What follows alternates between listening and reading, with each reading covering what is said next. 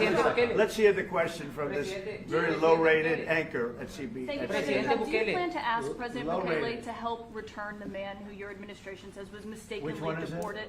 The man who was mistakenly deported to El Salvador? Well, let me ask Pam, would you answer that question? Sure, President. First and foremost, he was illegally in our country. He had been illegally in our country.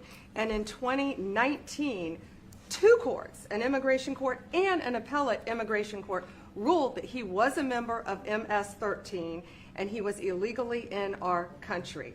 Right now, it was additional paperwork had needed to be done.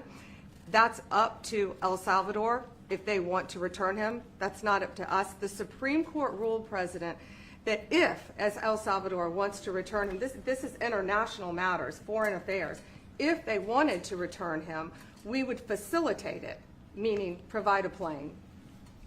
So will you return him? And you are doing a great job. Thank you. Thank you. Stephen Miller, wait a minute. Can you just also respond to that question? Because, you know, it's asked by CNN, and they always ask it with a slant, because they're totally slanted because they don't know what's happening. That's why nobody's watching them. But would you answer that question also, please? Yes, gladly.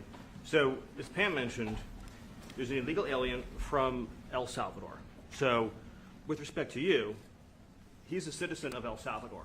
So, it's very arrogant even for American media to suggest that we would even tell El Salvador how to handle their own citizens as a starting point. As two immigration courts found that he was a member of MS-13. When President Trump declared MS-13 to be a foreign terrorist organization, that meant that he was no longer eligible under federal law, which I'm sure you know, you're very familiar with the INA, that he was no longer eligible for any form of immigration relief in the United States.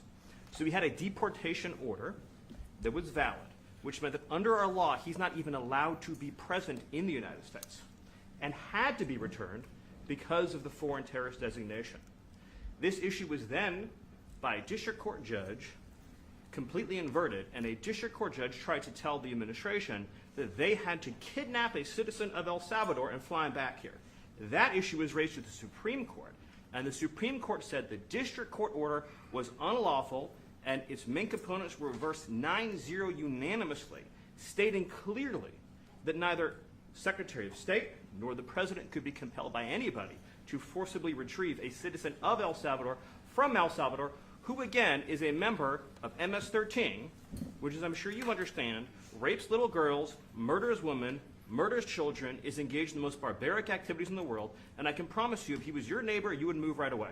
So you don't plan But to the ask for Supreme any Court help is to get him asking back? to And Is that- what was the ruling in the Supreme Court, Steve?